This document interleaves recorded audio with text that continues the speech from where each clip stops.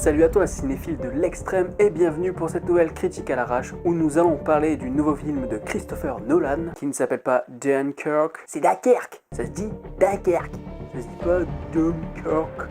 Donc on va parler du nouveau film de Christopher Nolan qui s'appelle Dunkerque. C'est, je crois, l'un des meilleurs films de guerre de la décennie, l'un des meilleurs films de guerre sur la Seconde Guerre mondiale et l'un des meilleurs films de guerre de tous les temps. Voilà. L'un des meilleurs films de guerre, hein, j'ai pas dit le, hein, faut pas non plus, faut se calmer quoi. Mais ça fait partie, à mon avis, du top 50 des meilleurs films de guerre qui soient, en tout cas sur la Seconde Guerre mondiale. C'est époustouflant, c'est incroyable. Il y a la jetée, il y a la mer et il y a les airs. Christopher Nolan sait très bien filmer les airs, on l'a très bien vu avec The Dark Knight Rises. C'est 1h47 de tension constante. T'es accroché à ton siège constamment. Jamais tu vas te reposer quoi. Jamais tu vas souffler 2 secondes et te dire « Ah, c'est bon, ça va mieux ». Non, c'est 1h47 qui te fait, qui te balance du stress. Tout le long, t'es en stress en fait. Et c'est un stress qui va crescendo jusqu'à l'apothéose du stress. Qui, même quand tu arrives à la fin, où c'est censé être un happy end et tout, et ben le happy end, il met du temps à arriver. Tu te dis, là c'est le moment où il y a le happy end, et ben non, il te rajoute encore du pessimisme, il te rajoute encore de la tension, et c'est vraiment un petit déclenchement comme ça, un tout petit truc là, tout petit truc à la con, qui va faire, ça y est, j'ai mon happy end, mais tout le long tu l'attends le happy end, et même à la fin quoi, tu te dis, oh là, bah, il est toujours pas arrivé quoi, mais quand est-ce qu'il arrive? Arrêtez de me mettre en tension. Et mettre en tension, de toute manière, c'est ce que Christopher Nolan sait faire. Quand tu regardes le Joker dans The Dark Knight, quand tu regardes Insomnia, le duo Al Pacino et Robin Williams, quand tu regardes Le Prestige, c'est constamment des films qui te foutent en tension, quoi. T'es pas bien, t'es pas à l'aise, tu te dis mais sortez-moi de ce truc, quoi. Et donc oui, il y a quelque chose qui est très intéressant dans ce travail du suspense aussi, c'est qu'il y a une perte totale de temporalité. C'est-à-dire qu'en fait, au début, je pensais que c'était totalement linéaire, que ça se passait normalement. Et puis à un moment, il y a un mec qui est récupéré dans les eaux, que tu retrouves plus loin, dans une scène de nuit, et tout à fait en forme. Et tu te dis, merde, il y a un problème dans la chronologie, ou il a un frère jumeau, j'en sais rien. Et donc ouais, ce qui est intéressant justement dans cette absence de temporalité, que tu arrives finalement à reconstruire vers la fin du film, parce que toutes les scènes, tu arrives à les raccorder. Ce qui est intéressant, c'est que tu as l'impression du coup que le film, que cette épreuve ne va jamais s'arrêter. Tu es constamment en haleine, justement parce qu'on ne te claque pas une temporalité linéaire et que tu es là en train de te dire mais quand est-ce que ça va se terminer? Parce qu'on repart en arrière, on va plus loin et puis on repart dans l'autre sens sans que ce soit perturbant pour toi en tant que spectateur, quoi.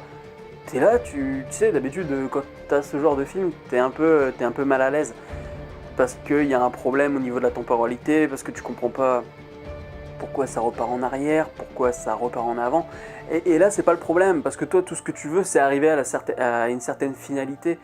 Toi, tu veux le point d'ancrage de happy end. Quand est-ce qu'ils vont réussir à s'en sortir? Et est-ce qu'ils vont s'en sortir?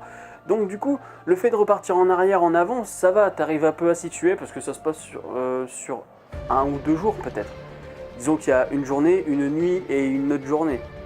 À peu près, hein, je dis ça à vue d'œil de ce que j'ai compris dans le film.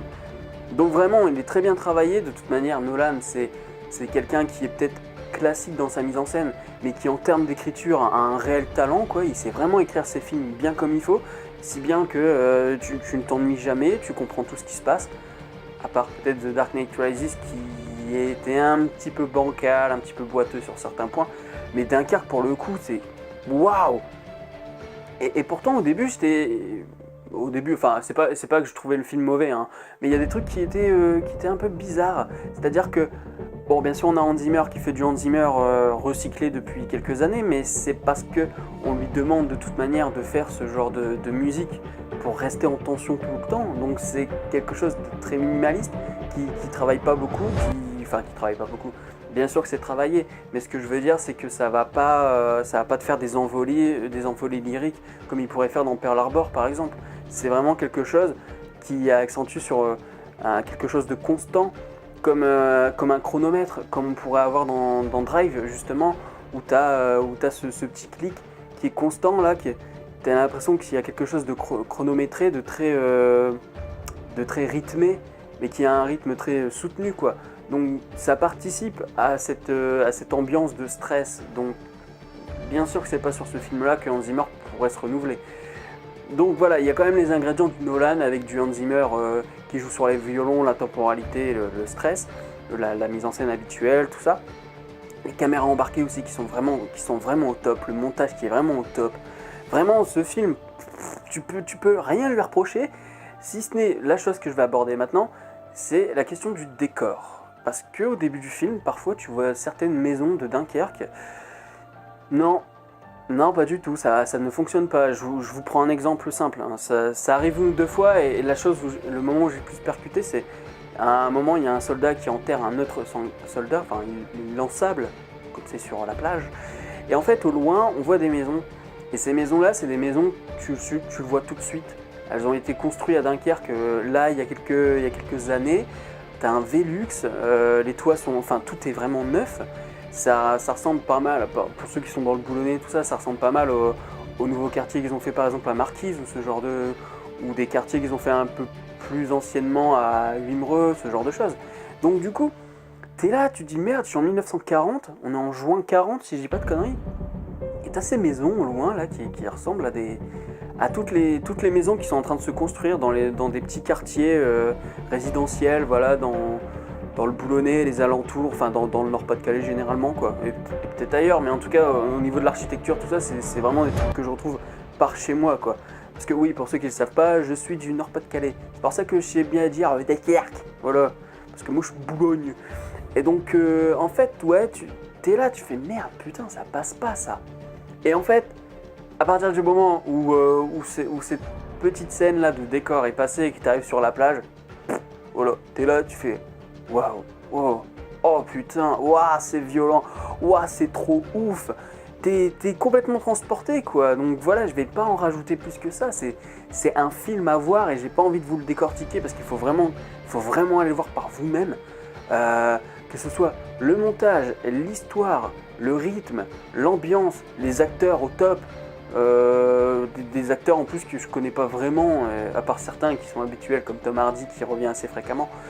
Mais globalement, putain, mais waouh, ce film, il est tellement bien filmé, voilà, il est grandiose, c'est tout. Ça va pas plus loin quoi. C'est un super Nolan. C'est pas son meilleur, hein. Et il y en a des moins bons que celui-là aussi. Mais bordel de merde qui m'a transporté. Et je vous jure qu'à la fin, j'ai vraiment failli chialer. Même si on retombe dans les discours genre on se battra toujours pour notre patrie, pour la liberté, machin, ça marche. Ça marche parce qu'en fait, Nolan, t'as pendant 1h45 et les 2 dernières minutes, voilà, où t'as du happy end, quoi, enfin, à peu près. Disons que ça fait 1h45 où il te met sous tension. Donc, obligatoirement, dès qu'il relâche la pression sur toi, t'as tes émotions qui veulent se libérer obligatoirement, quoi.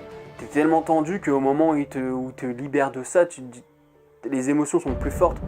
Quand tu veux recevoir de l'affect, tu vas le recevoir au maximum parce que t'es tellement crispé à ton siège que dès qu'il va y avoir une lueur d'espoir, tu vas vouloir l'attraper.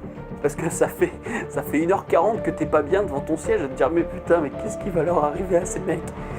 Donc voilà, c'est vraiment incroyable. Waouh. Vraiment waouh, voilà. Je vais m'arrêter là, hein, on pourra en discuter en commentaire, tout ça. Je tiens à préciser que, alors c'est pas encore enregistré, mais je vais interviewer un des figurants, un des 1200 figurants justement du film, qui est passé dans le trésor de TF1, qui est passé dans La Voix du Nord, qui est passé dans Midi en France. Il a fait tout.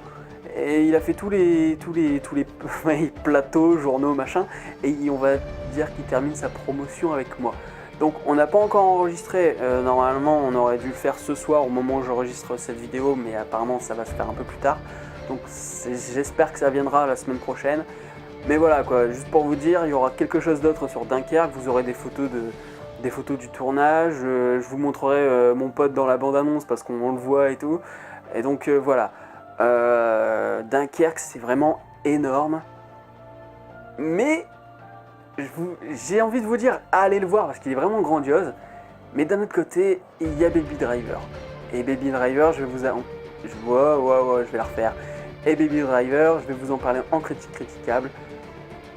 Donc voilà, il y a vraiment 2 films de ouf qui sont sortis le 19 juillet. Et c'est difficile de choisir entre les deux si vous avez un budget restreint, quoi. C'est chaud. Donc voilà, je vous dis à la prochaine. Salut.